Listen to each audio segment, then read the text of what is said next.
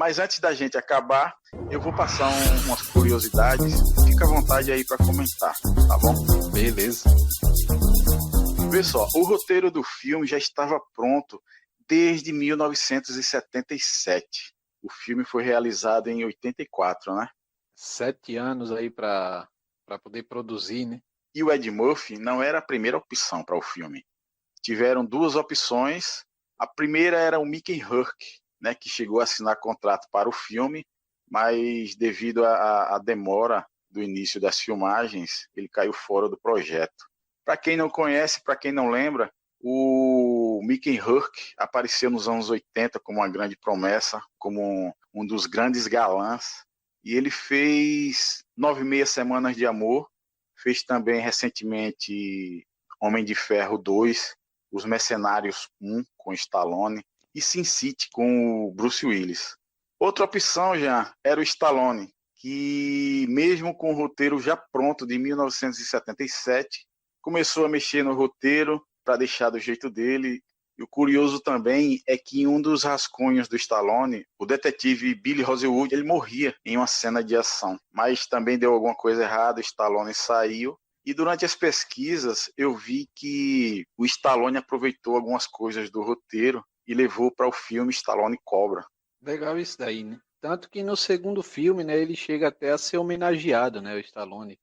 Aparece pôster lá de filme dele, né? E a vilã do segundo filme, acho que na época era a esposa dele, né? É a Brigitte Nielsen, que na época era a esposa do Stallone. Para quem não lembra dela, ela é a esposa do Dragon, Ivan Dragon, o russo lutador de Rocky 4. E ela também tá no Stallone Cobra. Ela faz a namorada do Stallone no filme. Outro filme que é muito bom, por sinal. É, ela trabalha no Tira da Pesada 2, faz uma vilã, é isso? É a vilã principal do filme, né? A trama acaba girando em torno dela, né, no final das contas. Isso. Imagina Stallone ou Mickey Rourke fazendo um Tira da Pesada. Ia ser outra pegada, ia ser um estilo diferente de filme, ia ser acho que um lance mais sério, porque esses caras não fazem tanto filme com essa pegada legal do Ed Murphy, né, com essa pegada de ação com comédia. Ia ser outro filme bem diferente, né? Eu acho que se fosse com qualquer um desses dois aí, principalmente Stallone, a pegada do filme ia ser completamente diferente mesmo, ia ser algo assim mais violento. É mais Eles sério, né? tentaram.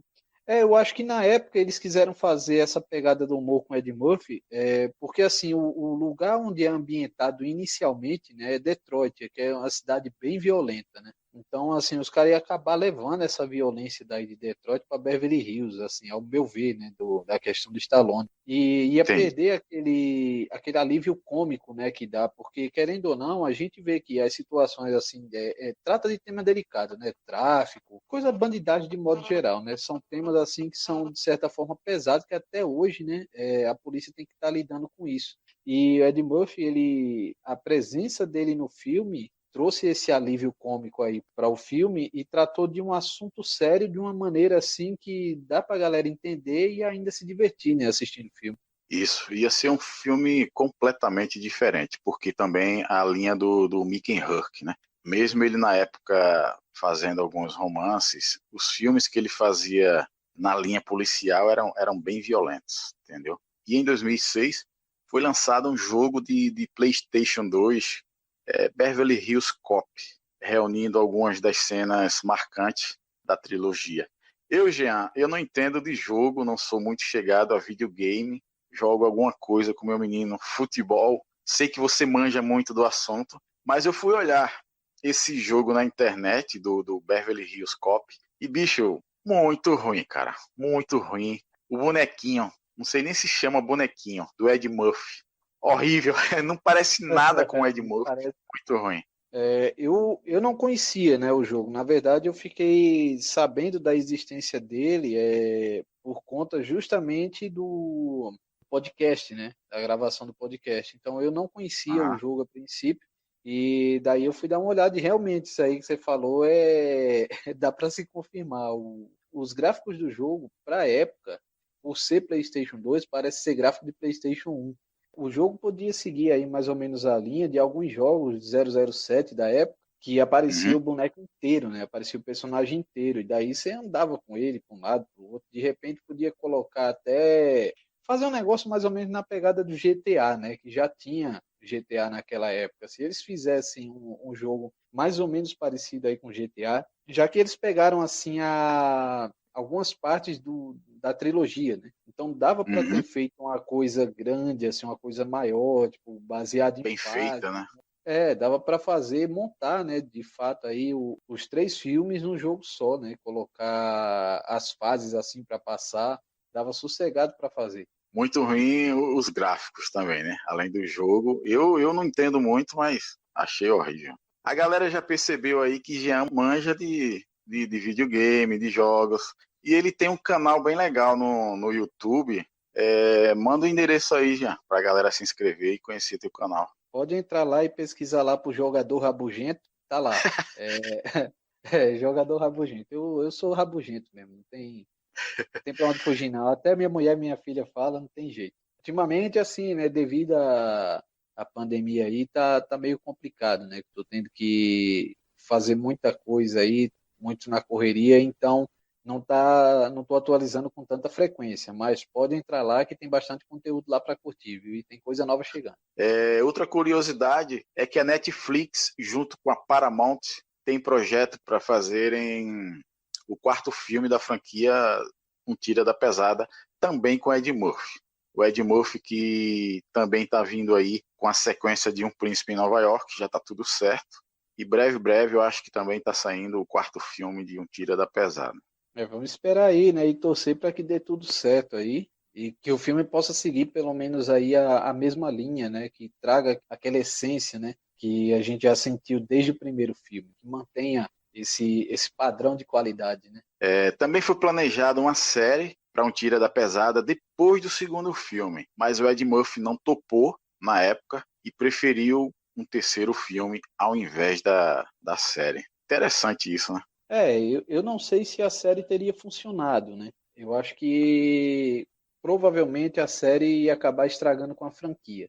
Eu acho que ele deve ter enxergado isso daí. É porque, de certa forma, ia tomar tempo dele também, né? E ele tava no auge, né, da carreira ali, tava Aham. ali. Se prender a uma série para ele significava ter que desistir de vários projetos, né? Então ele acabou optando por fazer o terceiro mesmo. Eu li em algum lugar esses dias que estava para sair também uma série, agora com o filho do Axel Foley, mas parece que cancelaram, deu alguma coisa errada, não sei. Mas estavam com essa ideia também. Acho que daria mais certo do que com ele. E de repente ele fazendo alguma ponta, né? Aparecendo assim de vez em quando na série. Uhum. Acho que o filho dele ia acabar tendo que morar mesmo lá em Beverly Hills, né? Não ia mais ficar em Detroit. Aí daria certo deles fazerem isso, porque ele ia estar em Detroit e ele só apareceria de vez em quando, né? Aí justificaria a ausência dele na série. Eu li uma entrevista também, já esses dias, estava lendo umas coisas na internet. Eu vi uma matéria aí, eu acho que de outubro de 2019. Quer dizer, tá recente. O Ed Murphy falou que depois que terminar Um Tira da Pesada 4 e Um Príncipe em Nova York, ele pensa em se aposentar, vai voltar para o stand-up e só apareceria em filmes se grandes produtores e grandes diretores fizessem o convite. Mas a ideia dele é se aposentar e voltar a fazer stand-up. E passar mais tempo com a família, com os filhos. Não sei se isso é verdade, porque sai muita coisa na internet, mas é uma entrevista recente, né? Ele, de certa forma, apesar da aparência, né, ele já está com uma certa idade também, né? Então, para ele que já trabalhou tanto aí na indústria do cinema, né, já construiu aí uma carreira excelente, né, em Hollywood, eu acho que voltar para as origens dele, que seria o stand-up, né, para ele eu acho que seria bom, né? Então, eu já acho que isso é uma opinião minha, claro. Eu já acho que é um lance de não ser valorizado, entendeu? Eu acho o Ed Murphy muito bom ator, mas eu acho que a academia tem alguma coisa, alguma implicância, não sei.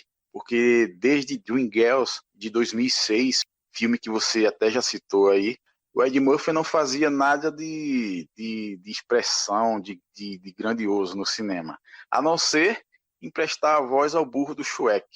Em 2019, ele voltou com tudo, mostrando e provando que é um bom ator em Meu Nome é Dolemite, produzido pela Netflix. É um filme que eu vi, é um filmaço. ele dá um show de interpretação. Inclusive, acreditava-se que ele ia ser indicado ao Oscar, mas de novo não aconteceu. Então eu acho que tem alguma coisa aí, eu acho que ele está meio sentido, por isso essa entrevista, esse papo de se aposentar e voltar a fazer stand-up.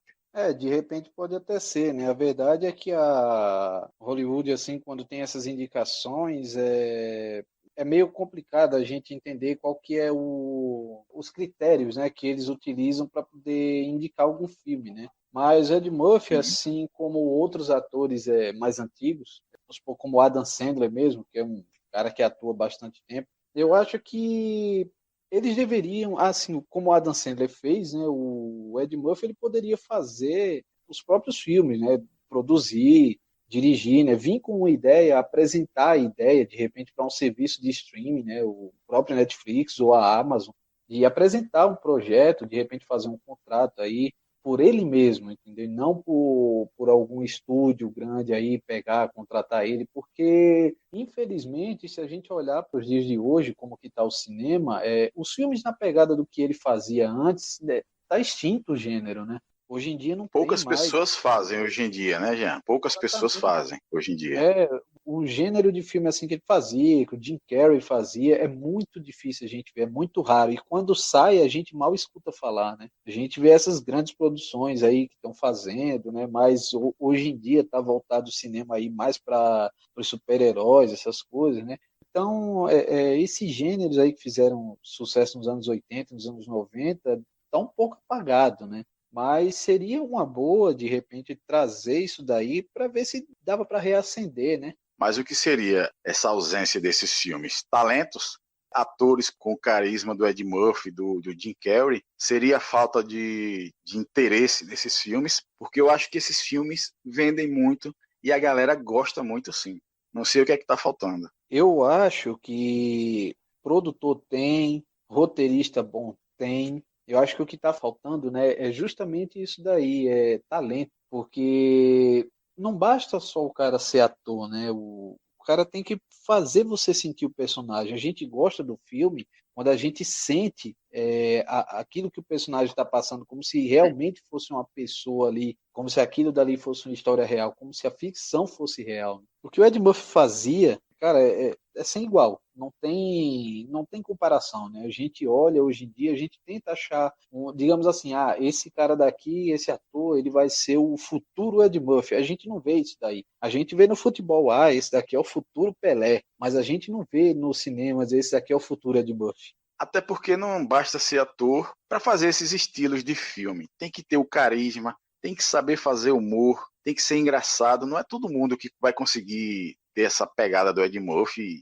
tentar fazer, copiar e dar certo. Eu acho que não é assim que funciona, não. Acho que está faltando Exatamente. muita gente com essa qualidade, né, Jean? Verdade, um exemplo disso no próprio filme, né, no Tira da Pesada, é aquela cena lá do bar que a gente comentou. A gente vê no início ele tá fazendo piada, ele tá brincando, tudo. Quando muda para o momento sério, a gente sente que ele de fato tá sério ali, que não é um negócio de piada, tudo. Saber manter o equilíbrio entre isso daí, entre a comédia e a parte séria do filme, não é todo ator que consegue fazer essa mudança de interpretação em uma cena, né? Uhum. Você tá gravando aquela cena e ele muda do humor para o sério, do humor para o sério, porque ele tá lá, vê os caras entrando, ele fica sério. Aí começa a falar, ó, aqueles caras tão estranhos, não sei o quê. E quando é depois que ele levanta da mesa, aí ele já pega e já mete o humor de novo para poder distrair, né, o bandido lá. Então é algo que é difícil de ver hoje em dia. Em Dream Girls, ele manda muito bem também, né? Tem esse lado sério, tem um lado meio engraçado, mas também tem uma pegada meio séria.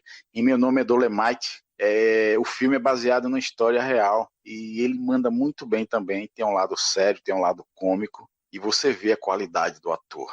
Passaram os anos, né, e ele só evoluiu, né, não é um ator que caiu de produção. A gente cansa de ver aí ator que fica na mesmice e chega num determinado ponto que a gente vê que ele não tem mais nada a oferecer, né, e daí a indústria acaba abandonando. Só que é difícil entender por que é que a indústria de fato abandonou, né, o Ed Murphy, cara. O cara com um talento gigantesco aí, né, e infelizmente a gente quase não vê mais filmes dele. Eu, particularmente, não escuto muito crítica, não assisto filme baseado em críticas. nem em Oscar. Eu acho o Oscar muito injusto.